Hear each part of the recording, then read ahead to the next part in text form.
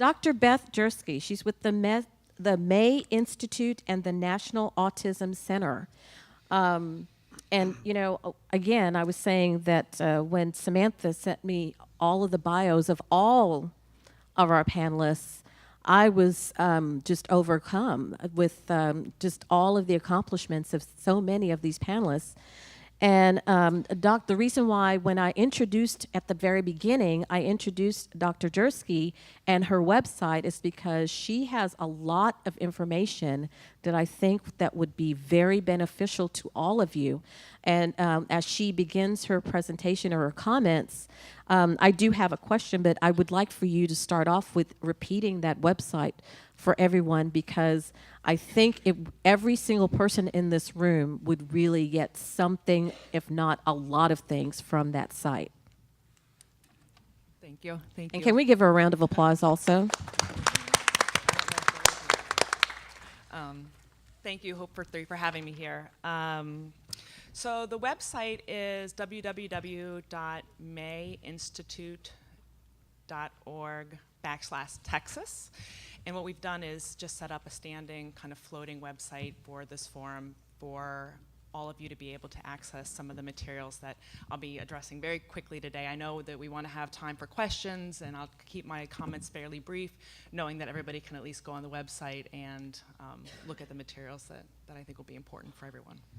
Okay, so my first question, and of course, there may be some questions that I told our panelists that they could punt to somebody else if they didn't feel that they wanted to answer that question, or if they felt somebody else had something else to add to it.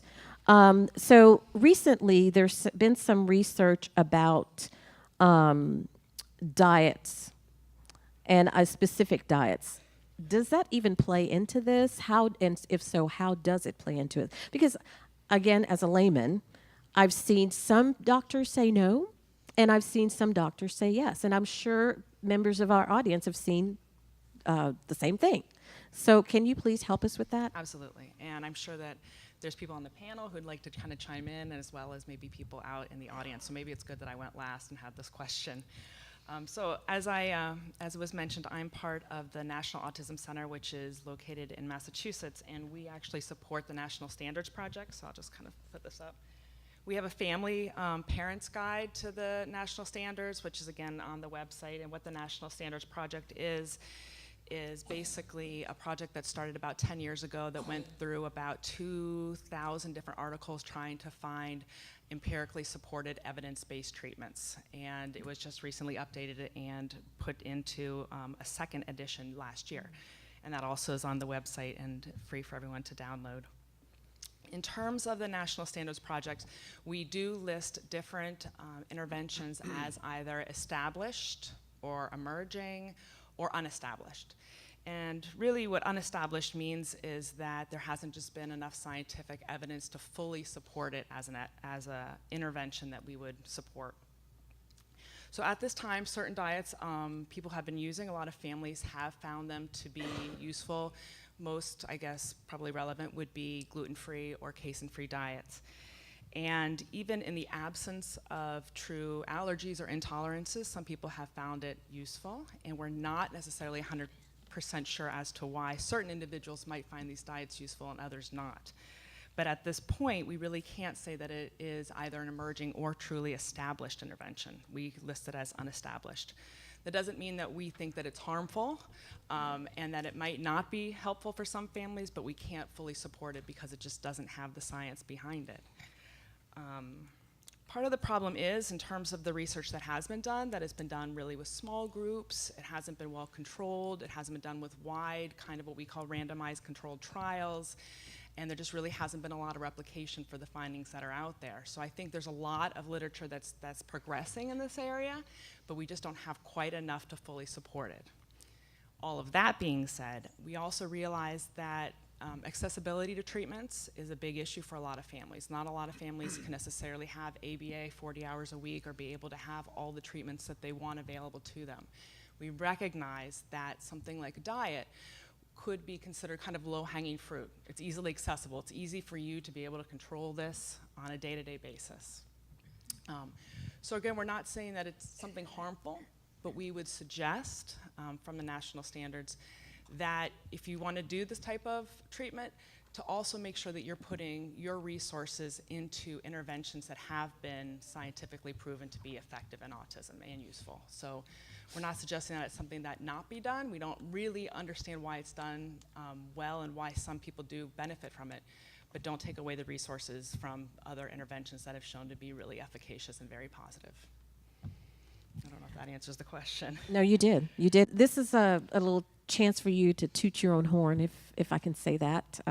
Usually accomplished people like you don't like to do that, but the May Institute has invested a lot in helping the autism community, and I know our audience would like to know just a couple of ways that they have done that and how they can tap into those resources. Okay, again, I think through the National Standards Project that came out in 2000, started in 2005, and then again the last version came out in 2015. If people just go to mayinstitute.org, there's a lot of information on the website that talks about the national standards.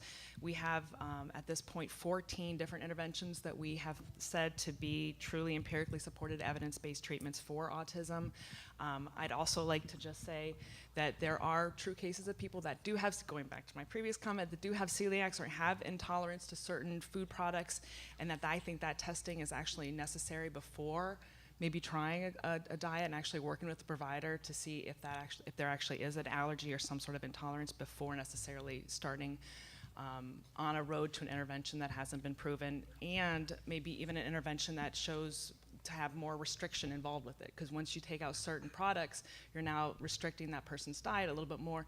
These children oftentimes are kind of restricted because of their own social communication. We don't want to restrict them anymore by now making them only have certain foods if those foods aren't going to be helpful for them.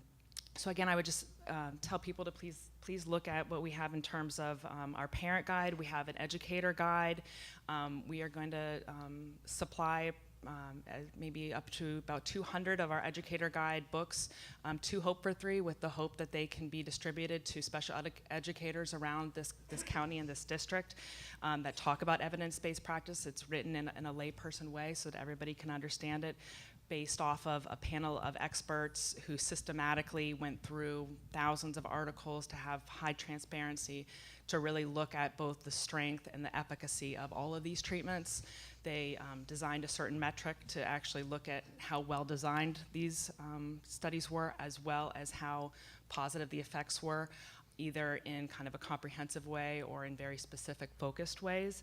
So I would just recommend, if you haven't heard about the national standards, to just kind of look it up and do some research as well.